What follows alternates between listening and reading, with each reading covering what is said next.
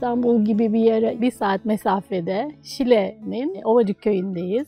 Şileli değiliz, İstanbulluyuz. Yani her cuma buraya gelip her pazar tekrar İstanbul'daki evimize gidip işte pazartesi günü işte beyaz yakalı olarak işine devam et. Gene her cuma bu 25 sene böyle devam etti. Ya ben ne yapıyorum? Her gün işe gidiyorum, geliyorum, sadece maaş alıyorum. Tamam güzel para kazanıyorum ama bu benim neyime yarıyor ya da bu dünyada ne işe yarıyor? İşte bir kuşumu koruyor, bir kelebeği mi çoğaltıyor?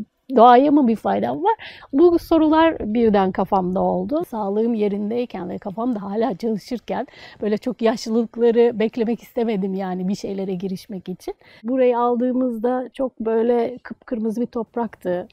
Bir ormanken her yerde olduğu gibi işte köylülerin ağaç keserek buradaki ormanı yok etmesi ve bu toprak böyle kıpkırmızıydı ve bir erozyon başlamıştı burada. Yani şu an gördüğünüz bu yeşilliğin hiçbirisi yoktu. Yani yerde ot çıkmıyordu.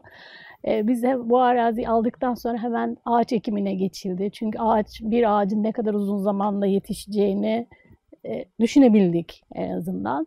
Ve sonrasında yavaş yavaş evi yaptık ve ondan sonra gördüğünüz gibi hani 30 yıl sonra şu anda bir ormanın içindeyiz. Ama bu sadece ağaç olarak görmemek lazım. Yani siz bir ağacı ektiğinizde, işte bir gölet yaptığınızda, işte arı da geliyor, kelebek de geliyor, işte hayvanlar da geliyor. Artık bizim arazimizde Şile'nin endemik bitkileri çıkmaya başladı.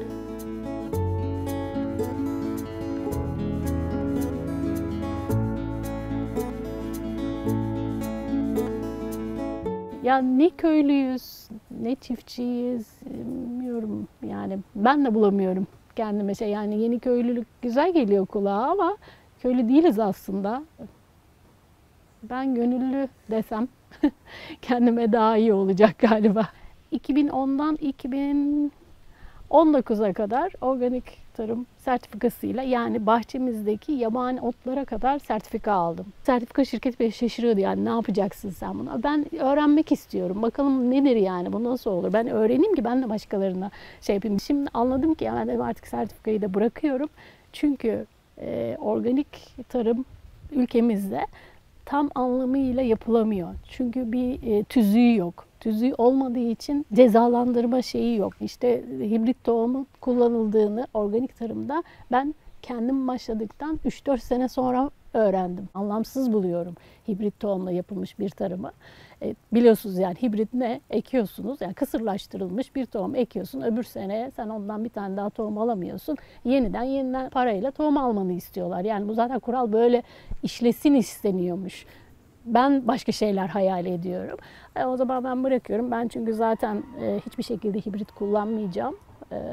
Kendi tohumlarımı kullanacağım. Yeterince de zaten var bu tohumlar. Ekiyorum. Yaz kış ekip tohum alıp tohum takas şenliklerinde çok güvendiğim, bu işe inanan insanlara tohumları vermeye başladım. 2012 yılında benim o gittiğim tohum takas şenliklerinden sonra gene bir ilham bana geldi. Çünkü o şenlikler sadece bir tohum farkındalığı değil, o şenliğin yapıldığı köye, köylüye, çiftçiye hem bir farkındalık yaratıyor tohumlarla ilgili hem de üreticiler, köylüler, yerel yönetim bundan çok güzel faydalanabiliyor. Dedik bir tohum takas şenliği yapsak, işte burada hem güzel bir gün geçirsek, hem insanlar gelse, işte atölyeler yapsak, neler yapabiliriz gibi. Biz de kadınlarla konuştuk, işte tamam yapalım, hazırlanalım, yemek.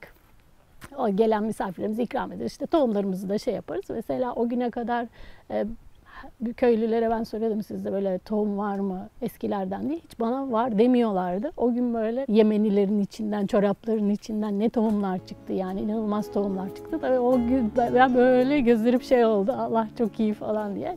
Onları böyle hazırladık. İşte ertesi gün sabah misafirleri bekliyoruz falan.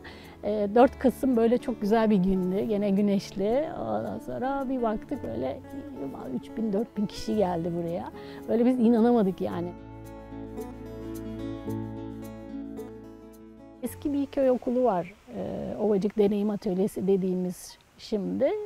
2018 yılında bu projeyi için biz fona başvurduk. 3 kişiye, projeye fon veriliyor.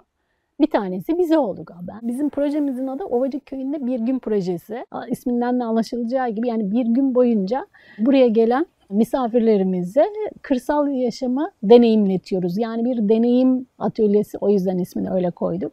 Yani gelen kişi sosyal medyadan duyuru yapıyoruz. Her şey mevsiminde. Şimdi mesela mantar zamanı. Mantar avı atölyesi yapacağız, etkinliği yapacağız diyoruz. Oradan ilgisi olanlar bize kayıt veriyorlar. Kayıtları alıyoruz. Belli bir şeyimiz var, kişi sayısı var. O kişi sayısına göre de misafirleri kabul ediyoruz.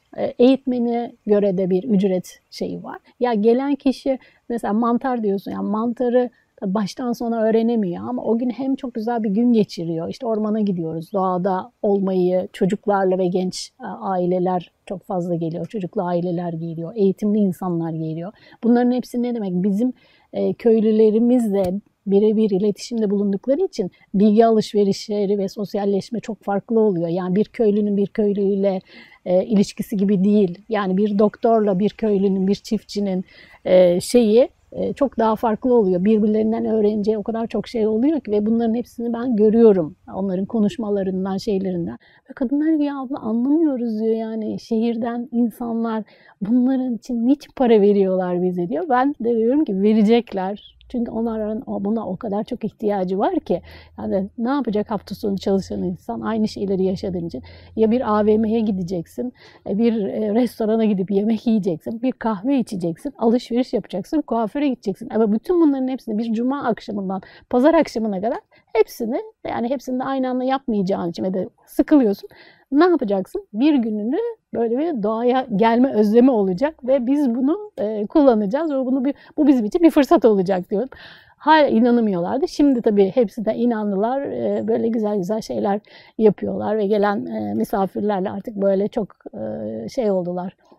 Dost oldular diyeyim. İşte sosyalleşmeyi öğrendiler. Tabii para kazanıyorlar. Para kazandığı zaman bir kadının yani tahmin edeceğiniz gibi her şey değişiyor. Yani kendine özgüveni o kadar artıyor, moralli oluyor, kendine çeki düzen verebiliyor. Kadın düzenli olarak çalışıyor, üretim yapıyor, ürettiklerini satıyor. Böyle.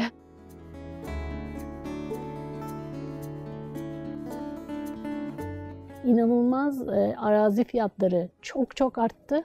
Bu bizi çok üzüyor. Yani biz arazi sahibi olmamıza rağmen bizim arazimizin değeri artıyor ama biz o kadar çok üzülüyoruz ki. Çünkü her gelen bizim gibi ağaç ekmiyor. Gelip bir kocaman havuz yapan var. Yerel yönetim bu arazilerin bu şekilde imara açılmasına izin veriyor. Hükümet mi diyeyim artık, yani devlet politikaları. O insanlar da parası olan da burayı alıp havuzlu bir villa yapmayı kendine hak görüyor. Hiç demiyor yani ben geldiğim zaman kaç ağaç kestim, işte suyumu kirlettim, işte havuzu yaptım, klor atıyorum, işte buradaki ekolojiyi bozuyor muyum? Kelebekler, arılar, kuşlar geliyor mu? Onlar ne oluyor? Kaçıyor mu? Gidiyor mu? Hiç düşünmüyorlar yani bunların hiçbirisini. Bu İstanbul gibi bir yere yakın yerlerin en büyük sıkıntısı da bu.